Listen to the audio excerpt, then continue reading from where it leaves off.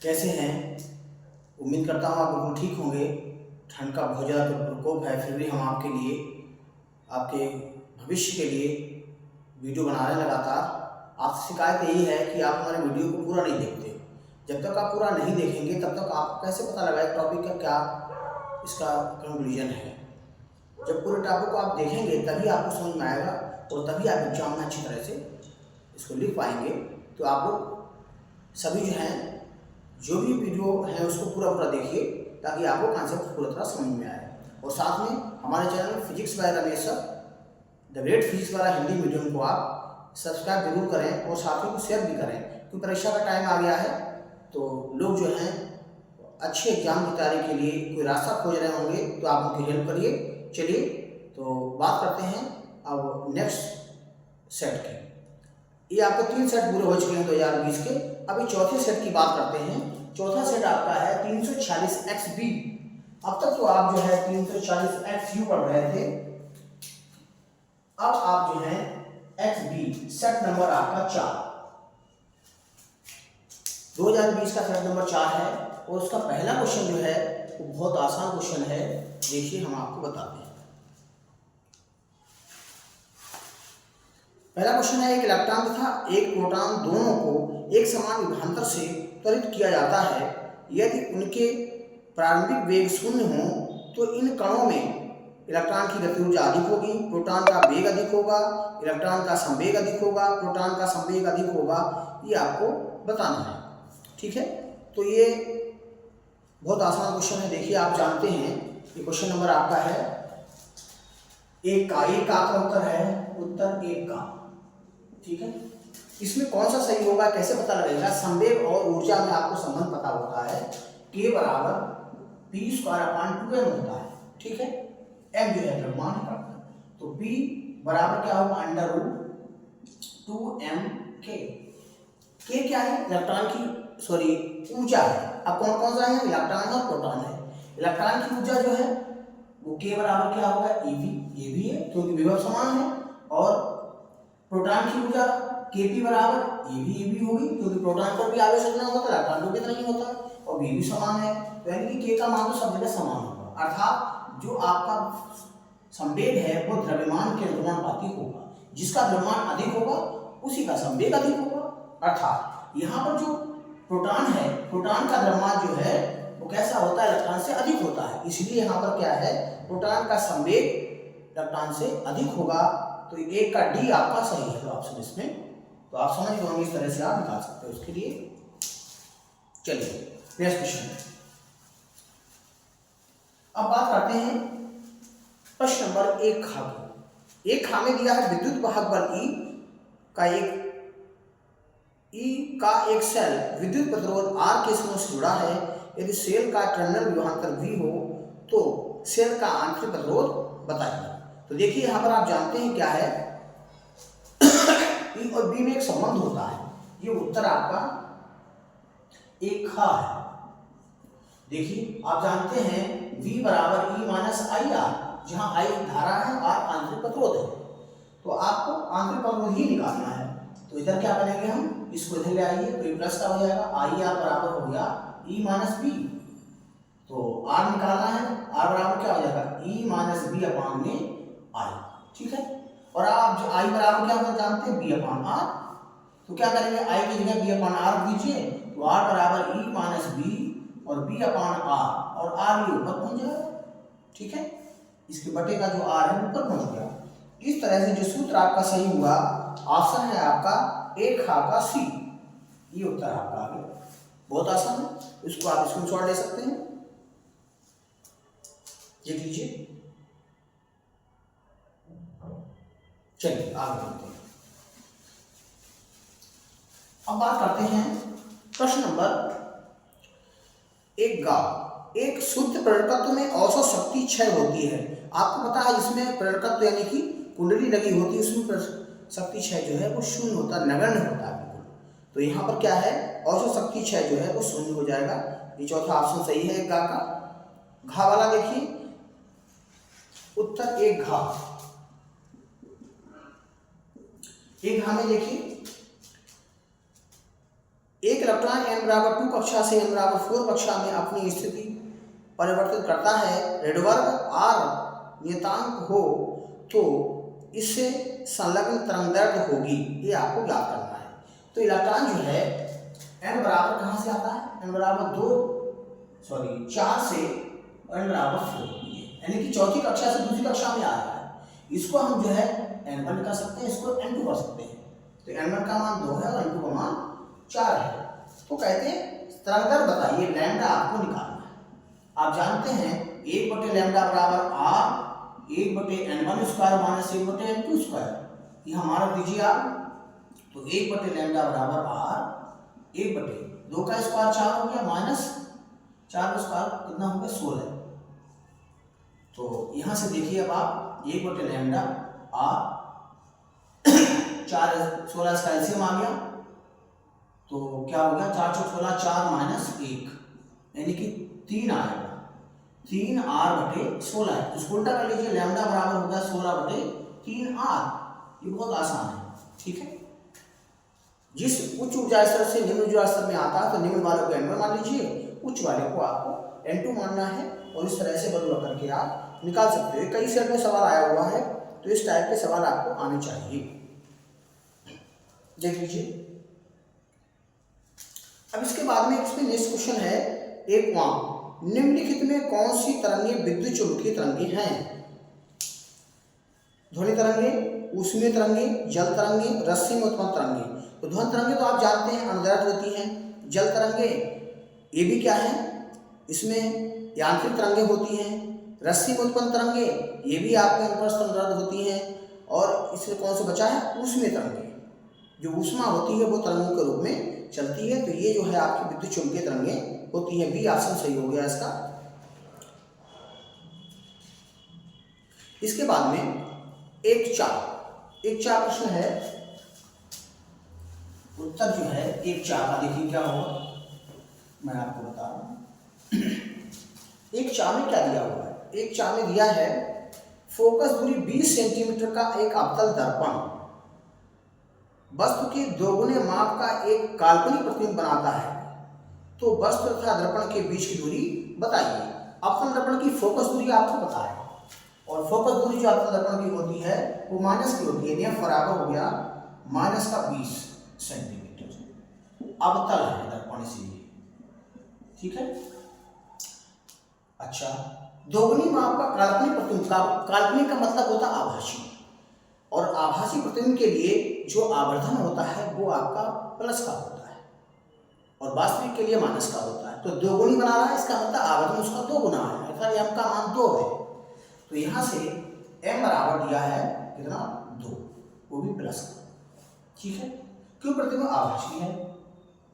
वस्तु तथा दर्पण के बीच की दूरी क्या करना है, वस्तु दर्पण के बीच की दूरी जो होती है वो आपका u है, अर्थात u आपको निकालना है। u निकालने के लिए आपको v चाहिए होगा, v आप इससे निकालेंगे। m बराबर क्या होता है -v/u, ठीक है। तो यहां से क्या करेंगे आप, m की जगह तो 2 रख देंगे, v का मान आपको निकालना है u के पदों में, तो v/u। तो यहां से क्या हो जाएगा, v बराबर -2u आ गया, सही। तो अब सूत्र लगा दें, क्या कौन सा सूत्र हमारे पास है, 1/f बराबर 1/u प्लस 1/v, ये दर्पण का सूत्र है। 1/f का मान -20, 1/u, u तो u रहेगा, प्लस 1/-2u, ठीक है। तो 1/20, ये प्लस माइनस माइनस हो जाएगा, 1/u माइनस का 1/2u, एलसीएम ले लीजिए इनका, 2u एलसीएम हो गया, तो यहाँ आ जाएगा 2 - 1, ठीक है। तो माइनस का 1/20 बराबर 1/2u, तो 2 से यहाँ काट दो, 10 आ गया। तो इस तरह से आपका जो u बराबर है वो आपका -10 सेंटीमीटर आ गया। u बराबर आपका -10 सेंटीमीटर। माइनस क्यों आया, क्योंकि वस्तु हमेशा दर्पण के लेफ्ट साइड में रखी जाती है, ठीक। तो इससे वस्तु की दूरी हो गई 10 सेंटीमीटर हो गई, और ऑप्शन आपका हो गया 20 है।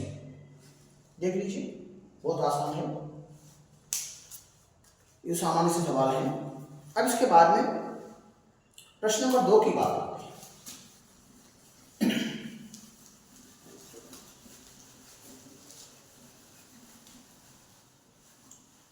प्रश्न नंबर 2 का 2 में आपको दिया है एक बंद पृष्ठ के भीतर n विद्युत ध्रुव रखे हैं, बंद पृष्ठ से निर्गत कुल फ्लक्स कितना होगा। ठीक है, अब कोई भी बंद पृष्ठ है उसके अंदर द्विध्रुव रखे हुए हैं बहुत सारे, तो देखिए यहाँ पर इससे निकलने वाला जो फ्लक्स है वो शून्य होगा। क्यों होगा, देखिए द्विध्रुव है उसमें क्या होता है, एक माइनस होता है एक प्लस होता है, दूसरा द्विध्रुव है उसमें भी एक माइनस है एक प्लस है ना, तीसरा द्विध्रुव मान लीजिए रखा हुआ है इसमें भी माइनस और प्लस है। ठीक है, तो आप देख रहे हैं जितने प्लस है उतने माइनस है, अर्थात तो पृष्ठ के अंदर जो आवेश होगा कुल आवेश वो शून्य होगा, और कुल आवेश जब शून्य होगा तो फाई बराबर आप जानते हैं क्या होता है, Q अपॉन एप्सिलॉन जीरो। जब यहाँ जीरो हो जाएगा तो ये फ्लक्स जीरो क्यों हो गया, अर्थात तो उनके विद्युत फ्लक्स का मान जो है वो जीरो होगा, क्योंकि पृष्ठ के अंदर कुल आवेशों का जो मान है योग है वो शून्य होगा। तो 2 का में आपका शून्य हो गया। 2 खा देखिए, उत्तर 2 खा।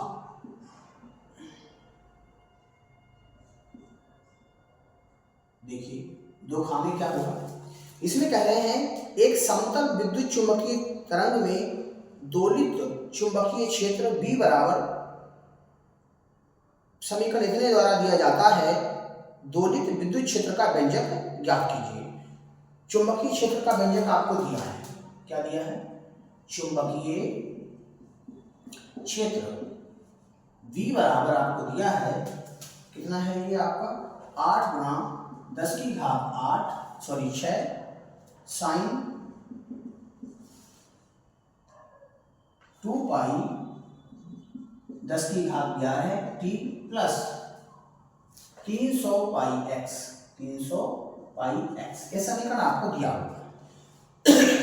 अब क्या निकालना है आपको, आपको निकालना है विद्युत क्षेत्र का व्यंजक मान। विद्युत क्षेत्र का व्यंजक क्या होगा, E बराबर E0 साइन 2 पाई t अपान t प्लस 2 पाई x अपान लैम्डा है, ये हमने मान लिया। अब आपको देखिए यहां से इसको निकालने के लिए आपको पहले E0 चाहिए होगा, है ना, और बाकी ये मान सारे चाहिए होंगे। तो हम क्या करेंगे, सबसे पहले जो समीकरण आपको दिया इसकी हम तुलना करते हैं। कैसे, फिर लिख दीजिए इसको, B बराबर 8 गुणा 10 की घात 6 साइन 2 पाई 10 की घात है क्या 2 पाई 10 की घात 11, ऐसे लिख रखा है मैंने 10 की घात 11 और t प्लस 300 पाई x की तुलना करें किससे, v बराबर V0 साइन 2 पाई t अपान t और प्लस 2 पाई x अपान में लैम्डा। ठीक है, इन चीजों की से करेंगे हम। ठीक है, करने पर क्या होगा, देखो आपको V0 बराबर क्या है, V0 बराबर आपका आ जाएगा कितना 8 गुणा 10 की घात 6। ठीक, ये आ गया आपके पास। अच्छा, ये इसके बराबर ये इसके बराबर, सामने का तुलना करने मतलब क्या, जो उसके सामने लिखा उसका पूरा आप बराबर कर दीजिए। ठीक है, तो देखिए यहाँ से 2 पाई टी अपान में टी बराबर किसके हो जाएगा, इसके सामने ये लिखा हुआ है, तो 2 पाई 10 की घात 11 टी। ठीक है, तो यहाँ से देखो 2 पाई से 2 पाई कट गया और टी से टी कट गया, तो यहाँ से जो 1/t आया है आपका वो आया है 10 की घात 11। ठीक है, यहाँ पे हम 1/t का मान रख देंगे सीधे ऐसे रहने दो, 10 की घात 11 आ गया। अब इसमें देखिए यहाँ 2 पाई x अपान लैम्डा, इसके सामने कौन सा लिखा है, देखो इसके सामने लिखा है, कहाँ गया, इसके सामने लिखा है ये, तो ये हो जाएगा 300 पाई x। तो देखिए पाई से पाई कट गया, x से s कट गया, तो 2 से ये काट लो 150, तो 1 लैम्डा बराबर आ गया 150। ये गलत, 150 है आपका। ठीक है, तो यहाँ पर 1 लैम्डा का मान भी सीधे हम 150 रख देंगे। अब ये सामान देख लीजिए, बहुत आसान तरीका है इसका। तुलना करने की, इसके सामने इसके बराबर हो गया, इसके सामने इसके बराबर हो गया, दोनों हमने मान निकाल लिए। अब हम क्या करेंगे, ये सारे मान कहाँ रखेंगे, इस समीकरण में रखेंगे। इस समीकरण में रखने के लिए आपको पता है अच्छी तरह से कि 1/t और 1/λ का तो मान पता होगा, लेकिन E0 अभी भी नहीं पता। E0 निकालने के लिए V0 आपके पास है, ठीक है। तो देखिए कैसे निकालते हैं इसको हम।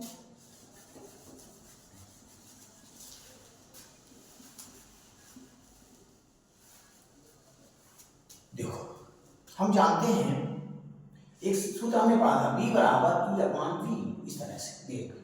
तो यहां से क्या है, विद्युत चुंबकीय तरंगे हैं तो B की जगह C आ जाएगा, और अधिकतम चाल होती है तो उसके लिए आप B की जगह इस्तेमाल करेंगे, और ये सूत्र आपको बनेगा इस तरह से, हमें E0 बराबर निकल जाएगा,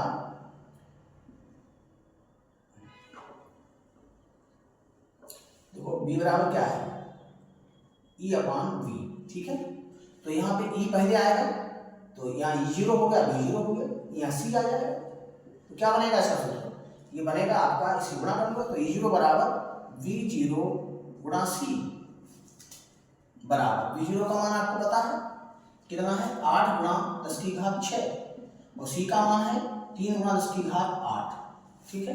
ये प्रकाश की चाल होती है, 8 में 24, 24 गुणा 10 की घात 8 से 14, ये आपका E0 का मान आ गया। E0 के मान 1/t 1/λ के मान, ये समीकरण 1 है, इसमें आप रख दीजिए। तो समीकरण 1 में मान रखने पर,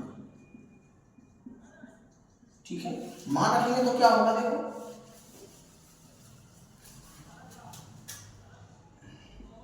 E बराबर E0 का मान है 24 गुणा 10 की घात 14 साइन 2 पाई, ठीक है, t, और 1/t का मान सीधा कितना आया था, 10 की घात 11 प्लस 2 पाई x, 1/λ का मान कितना आया था 150, तो इससे गुणा कर दीजिए इसके अंदर, तो 24 गुणा 10 की घात 14 साइन, ये हो जाएगा कितना 2 पाई 10 की घात 11t प्लस ये 15 दूनी 30, 300 पाई x, ठीक है।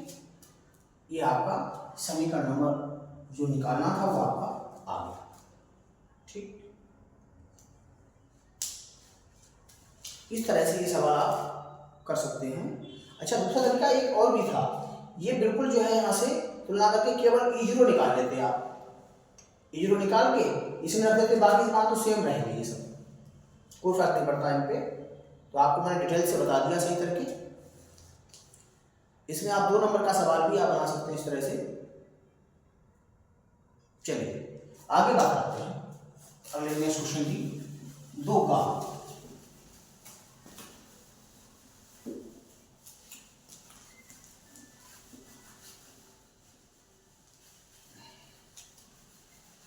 उत्तर आपका 2 का, तो का में देखिए क्या है, उत्तर 2 का। 2 में क्या है देखें, 2 में दिया एक प्रकाश किरण निर्वात से म्यू अपवर्तनांक वाले माध्यम से गुजरती है, यदि आपतन कोण अपवर्तन कोण का दुगना है तो आपतन कोण का मान कितना होगा, ठीक है। अपवर्तनांक आपको दिया हुआ है, आपतन कोण अपवर्तन कोण का, अच्छा अपवर्तन कोण क्या होता है, R होता है, और आपतन कोण क्या है आपका I होता है। तो आपतन कोण का मान ज्ञात कीजिए, ठीक है।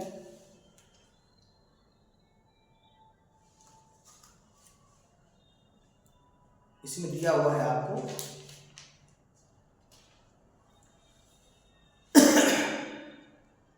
क्वेश्चन नंबर है आपका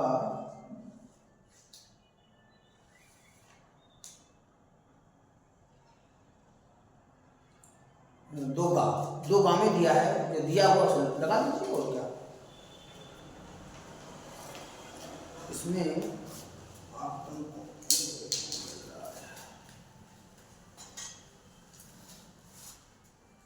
आपतन कोण, आपतन कोण आई बराबर आपको दिया है 2r के, ठीक है।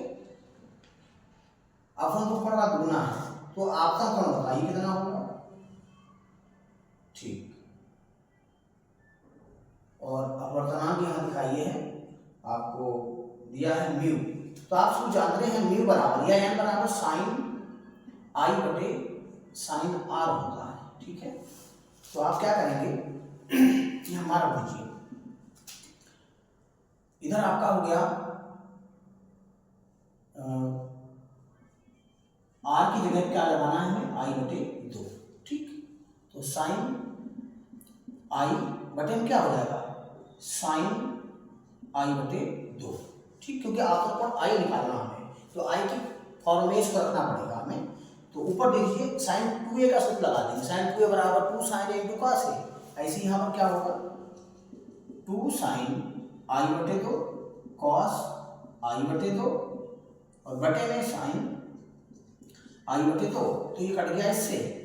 तो इस तरह से म्यू बराबर क्या हो गया 2 कॉस आई बटे 2, 2 इसके बटे में ले आओ, तो म्यू अपान 2 कॉस आई बटे 2, ठीक है।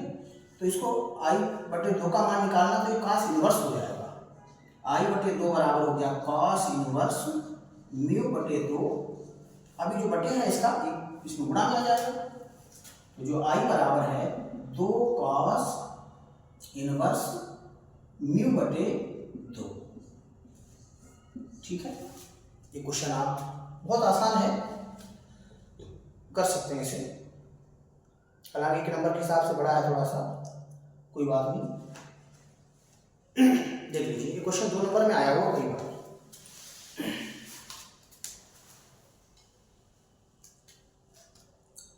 ठीक है।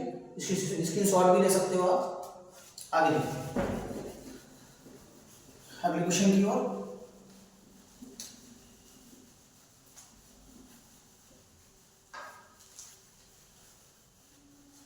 देखिए अगला क्वेश्चन क्या कह रहा है, दिए हुए अनुनादी एलसीआर परिपथ में प्रवाहित धारा का मान बताइए। अब इसमें एक परिपथ दिया हुआ है जिसमें आर का मान 100 दिया है, एल दिया है, सी दिया है, 200 वोल्ट विभवांतर दिया है और 50 हर्ट्ज की आवृत्ति दे रखी है।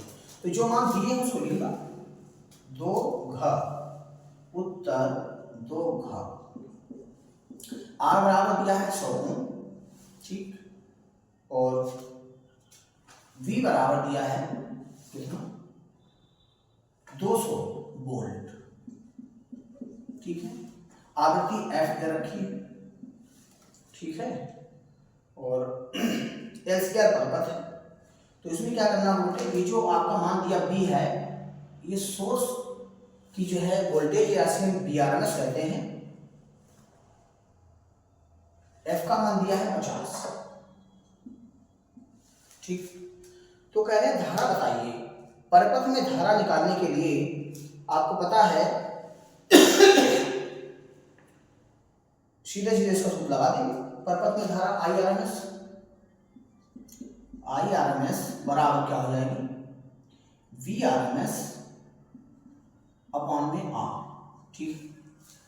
क्योंकि यहाँ पर जो एलसीआर परिपथ है उनमें प्रतिबाधा Z होती है, और प्रतिबाधा Z जो है वो क्या होगी, इसमें कुल प्रतिरोध के बराबर ही होती है, अर्थात R के बराबर होगी। तो इस तरह से यहाँ पर क्या Vrms 200 हो गया, 100 यानी कि 2 एम्पियर आपका ये आंसर है, ठीक है। अब इसमें 2 कुआं देखिए क्वेश्चन नंबर, उत्तर है आपका 2 कुआं। 2 कुआं में क्या कह रहे हैं, एक पश्च अभिनत एक पीएन संधि डायोड में धारा किस आवेश वाहक के कारण होती है।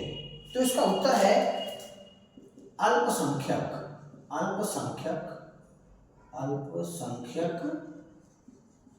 आवेश वाहक के कारण, ठीक है। अल्पसंख्यक क्यों, देखो पीएन संधि होती है, आप जानते हैं पीएन में क्या होता है, ये पी और एन है, अगर इसको हम क्या फॉरवर्ड बाय डायरेक्शन में होगा इस तरह से, है ना, तो क्या होगा जो होल सेल संरचना चाहिए इस तरह से, है ना। तो इसमें बीएन संधि डायोड जो फॉरवर्ड होता है उस समय जो है क्या होगा, बहुसंख्यक कोटरों के द्वारा धारा बहती है। और जब एनपी संधि होती है ना, तो उस समय क्या होगा, उस समय जो है बहुसंख्यक इलेक्ट्रॉनों के द्वारा धारा बहती है। और जब उत्क्रम अभिनत होगा तब उस समय जो है अल्पसंख्यक के द्वारा जो है क्षीण धारा बहती है। ठीक है, ये बात आप समझ गए होंगे। तो उत्क्रम अभिनत में हमेशा धारा जो है अल्पसंख्यकों के द्वारा बहती है, और जो आपके बहुसंख्यक हैं वो आपके जो है फॉरवर्ड बाई डायरेक्शन में, अर्थात जब हमारी संधि जो है अग्र अभिनत होगी तब बहुसंख्यक वाहकों के द्वारा बहती है। इसके बाद में दो चार में कहा गया है, एक प्रोटॉन तथा एक अल्फा कण समान विभवांतर से त्वरित किए जाते हैं। यदि उनका वेग बीपी और बी अल्फा हो तो बीपी और बी अल्फा में संबंध बताइए। तो बीपी और बी अल्फा में संबंध होता है बीपी बराबर √2 वी अल्फा। ठीक है, इसको डिटेल में नहीं जाएंगे, इसको आप याद कर लीजिए ऐसे करके।